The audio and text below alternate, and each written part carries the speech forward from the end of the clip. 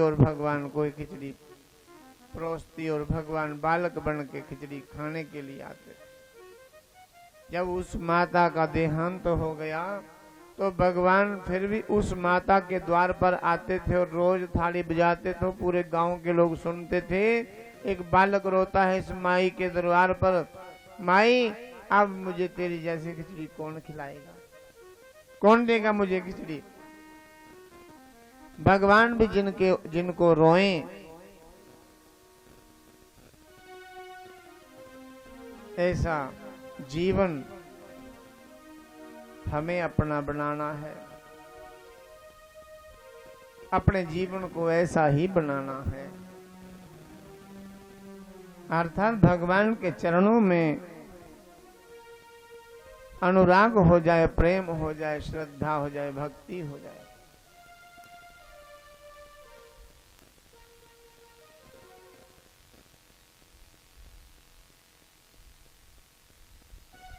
शरीरं स्वरूपं ततो वैकलत्रम्, शरीरं स्वरूपं ततो वैकलत्रम्, यशस् चारुचित्रं धनममेरुतुल्यम्।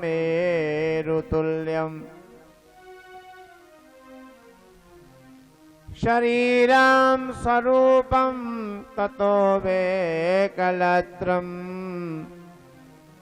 यशस् चारुचित्रं धनममेरुतुल्यम्। यशोदा किशोरे मनोवेन लग्नं, ततः किं ततः किं ततः किं ततः किं। शरीर बहुत सुंदर हो, बहुत सुंदर स्वरूप हो, हम स्वस्थ भी हैं, सुंदर भी हैं, तंदुरुस्त भी हैं और खूबसूरत भी हैं। शरीरम स्वरूपम ततो वैकलत्रम, यशस् चारुचित्रम धनममेरुतुल्यम। यश भी चारों ओर फैला हुआ है, धन भी बहुत है, सुमेरु पर्वत के समान बहुत बड़ा धन है हमारे पास। जैसे सुमेरु पर्वत इस जगत में सबसे पर्वतों में सबसे बड़ा है। सुमेरु, सुमेरु से बड़ा पर्वत कोई नहीं।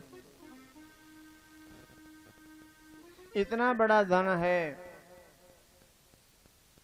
फिर भी भगवान के श्री चरणों में प्रेम नहीं हो सका, प्रेम नहीं कर पाए तो क्या कर लिया, क्या कर लिया, क्या कर लिया। एक बड़ा आदमी, वैभवशाली धनवान पुरुष एक संत के पास चले गए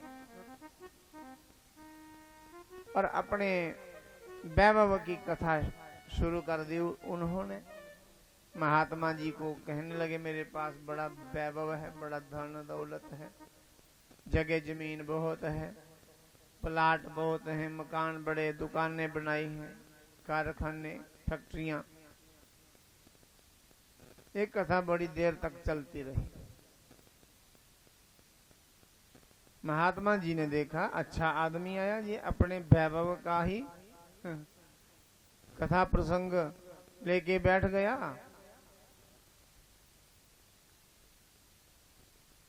अपना ही वैभव बताया जा रहा है, ये क्या करूं। तो महात्मा जी अपनी कुटिया के भीतर गए और पूरे विश्व का नक्शा लेके आ गए। पूरे विश्व का वर्ल्ड मैप ले आए और वैभवशाली व्यक्ति के आगे रख दिया। और महात्मा जी ऐसे भोले भाले बन गए। कि वैभवशाली आदमी की कथा सुन रहा था, इसी की वैभव का प्रसंग चल रहा था, मेरी तो इसने कोई बात ही नहीं सुनी, इसलिए भोले वाले बन गए कि हम जानते ही कुछ नहीं, ऐसे बन गए महात्मा जी। और वो पूरे विश्व का नक्शा जो था ना, वो किसान के उसके वैभवशाली पुरुष के आगे रख दिया। तो कहने लगे, श्रीमान जी ये देखो, ये कागज कैसा है, बहुत दिनों से मेरे पास पड़ा हुआ है, ये है क्या ये? तो वैभवशाली व्यक्ति ने कहा, महाराज ये पूरे विश्व का, पूरी दुनिया का नक्शा है,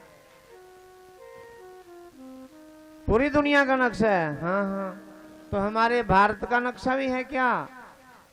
उन्होंने कहा हाँ हाँ, हमारे भारत का भी नक्शा है। अपने भारत को पहचान लेता था, भारत के नक्शे को जानता था। उस वैभवशाली पुरुष ने महात्मा जी से कहा, हाँ हाँ महाराज जी, ये हमारे भारत का नक्शा है।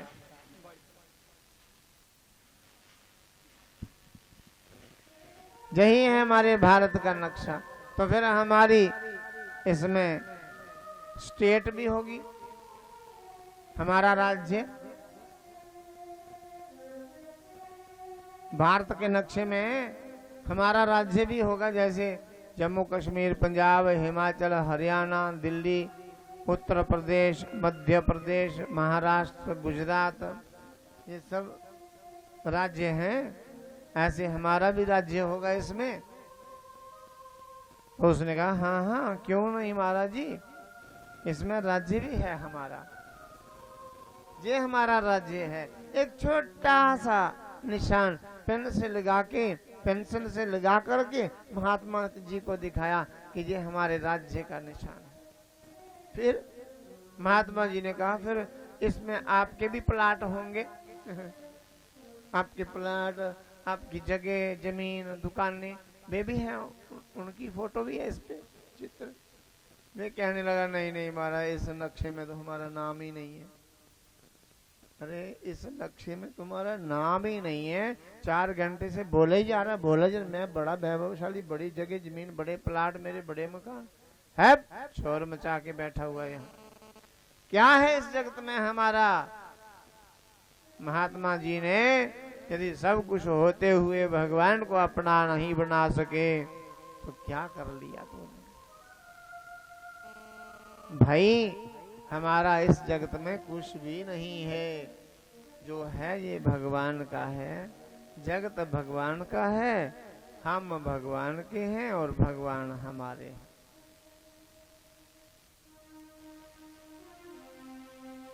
बस यही याद रखना है।